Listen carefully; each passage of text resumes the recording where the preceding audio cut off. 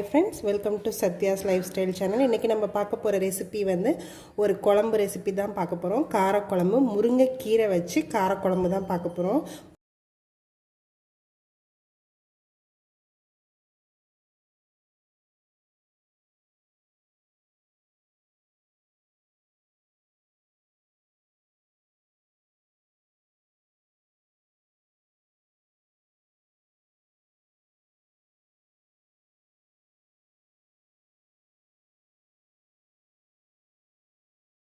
இந்த முருங்கைக்கீரை காரக்குழம்பு எப்படி பண்ணலான்றதை பார்க்கலாம். இது ஒயிட் ரைஸ்க்கு மட்டும் இல்லை, சப்பாத்தி, இட்லி, தோசைக்கு நல்லாவே இருக்கும். சப்பாத்திக்கும் இது நல்லா இருக்கும். இது எப்படி பண்ணலான்றதை பார்க்கலாம்.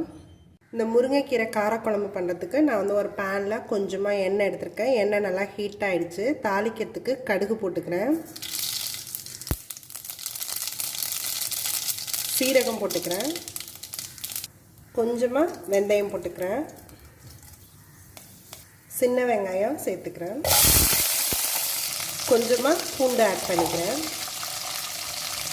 கொஞ்சமாக சால்ட் ஆட் பண்ணிக்கிறேன். இது வதங்குறதுக்கு தேவையான அளவுக்கு சால்ட் ஆட் பண்ணிக்கிறேன். இது நல்லா நம்ம வதக்கிக்கலாம். இதில் வந்து நான் வந்து சின்ன வெங்காயம் வந்து அப்படியே முழுசாக தான் போட்டிருக்கேன். காரக்குழம்புக்கு வந்து எப்போதுமே கொஞ்சம் முழுசாக போட்டால் குழம்பு நல்லா டேஸ்ட் நல்லாயிருக்கும். ஸோ அதனால் நான் முழுசாக தான் போட்டிருக்கேன். இது நல்லா வதக்கிக்கலாம். நம்ம கொஞ்சம் கிளாஸி எஃபெக்ட்டுக்கு கொஞ்சம் மேலே வதங்குற அளவுக்கு நம்ம வதக்கிக்கலாம் வெங்காயத்தை. வெங்காயம் ஒரு ஹாஃப் வந்து வதங்கியிருக்கு. இது இன்னுமே கொஞ்சம் நல்லா வதங்கணும். இப்போ வந்து நான் ஒரு தக்காளி குட்டி குட்டி பீசஸாக கட் பண்ணி வச்சுருக்கேன், அதை ஆட் பண்ணிக்கிறேன். இதையும் நல்லா நம்ம வதக்கிக்கலாம். இந்த தக்காளி வந்து நல்லா மசிஞ்சு வர அளவுக்கு நம்ம வதக்கி எடுத்துக்கலாம். இந்த வெங்காயம் தக்காளி எல்லாமே நல்லா வதங்கிடுச்சு. இப்போ வந்து நம்ம ஸ்பைசஸ் எல்லாத்தையும் ஆட் பண்ணிக்கலாம். கொஞ்சமாக மஞ்சத்தூள் சேர்த்துக்கிறேன், 2 ஸ்பூன் கிட்ட கொத்தமல்லி தூள் சேர்த்துக்கிறேன், 1.5 ஸ்பூன் மிளகாத்தூள் சேர்த்துக்கிறேன். மிளகாத்தூள் வந்து உங்களோட காரத்துக்கு தகுந்தபடி நீங்கள் சேர்த்துக்கலாம்.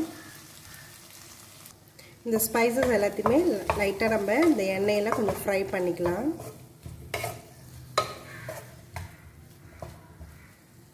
இந்த ஸ்பைசஸ் எல்லாத்தையுமே நம்ம எண்ணெயில் வதக்கியாச்சு. இப்போ வந்து நான் முருங்கைக்கீரை நல்லா வாஷ் பண்ணி எடுத்து வச்சுருக்கேன், அதை வந்து ஆட் பண்ணிக்கிறேன். இந்த கீரையையும் நம்ம லைட்டாக இந்த எண்ணெயிலே வதக்கிக்கலாம்.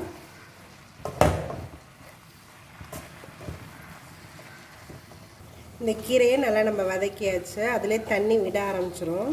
இப்போ நல்லா சிம்மில் வச்சுட்டு நம்ம க்ளோஸ் பண்ணிடலாம். ஒரு 2-3 மினிட்ஸ் இதை அப்படியே க்ளோஸ் பண்ணி வச்சிடலாம். இது ஒரு 2 மினிட்ஸ் போல் வேகட்டும்.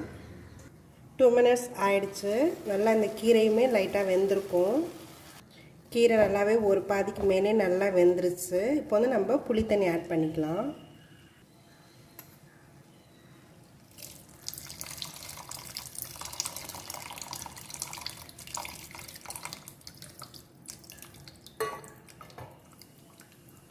இதை நல்லா மிக்ஸ் பண்ணிக்கலாம். இந்த மசாலாவோட இந்த புளி தண்ணி எல்லாத்தையும் நல்லா ஆட் பண்ணிக்கலாம். இதை நல்லா மிக்ஸ் பண்ணியாச்சு. எல்லாத்தோடையும் நல்லா மிக்ஸ் ஆகிடுச்சுது. இந்த ஸ்டேஜில் வந்து நீங்கள் உப்பு காரம் எல்லாம் பார்த்துட்டு பத்தலைன்னா இப்போ நீங்கள் ஆட் பண்ணிக்கலாம். இது நல்லா கொதிக்க ஆரம்பிச்சிருச்சு. நம்ம வந்து இப்போ க்ளோஸ் பண்ணி வச்சிடலாம். இது நல்லா ஒரு 5 மினிட்ஸ் இந்த புளியோட பச்சை வாசனை எல்லாம் போகிற வரைக்கும் நல்லா கொதிக்கணும். கீரை ஆல்மோஸ்ட் நமக்கு வெந்துருச்சு. ஸோ இதை க்ளோஸ் பண்ணி வச்சிடலாம். ஒரு 5 மினிட்ஸ் இது நல்லா கொதிக்கட்டும். இது ஒரு 5 மினிட்ஸ் ஆயிடுச்சு. குழம்பு நல்லா ரெடியாக இருக்கும். லாஸ்ட்டாக நான் வந்து 1 ஸ்பூன் சீரகம் வறுத்து பொடி பண்ணி வச்சுருக்கேன், அதை ஆட் பண்ணிக்கிறேன். ட்ரையாக வறுத்து பொடி பண்ணது இது. கொஞ்சமாக பெருங்காயம். இதெல்லாம் மிக்ஸ் பண்ணிக்கலாம். கொஞ்சமாக நல்லெண்ணெய் ஊற்றிக்கிறேன். நிறுத்திடலாம். நம்ம இந்த குழம்பு ரெடி ஆகிடுச்சு. இந்த முருங்கைக்கீரை காரக்குழம்பு ரெடி ஆகிடுச்சு. இது வந்து நல்லா சுட சுட சாதத்தில் நல்லா கீ போட்டு இந்த குழம்பு போட்டு மிக்ஸ் பண்ணி சாப்பிட்டா நல்லாயிருக்கும். நல்லா ஒயிட் ரைஸ்க்கு மட்டும் இல்லை, இது இட்லி, தோசை எல்லாத்துக்குமே நல்லா காம்பினேஷனாக இருக்கும். இதில் வந்து இந்த முருங்கைக்கீரையில் நிறைய சத்து இருக்குது. இது வந்து நம்ம டெய்லியுமே கீரை எடுத்துக்கிறது நல்லது. அட்லீஸ்ட் வீக்லி ஒன்ஸ் ஆகுது நம்ம இதை எடுத்துக்கலாம். என்னோடய வீடியோஸ் எல்லாத்தையும் பாருங்கள். மறக்காமல் எங்கள் சேனலை சப்ஸ்கிரைப் பண்ணுங்கள். தேங்க்யூ ஃபார் வாட்சிங்.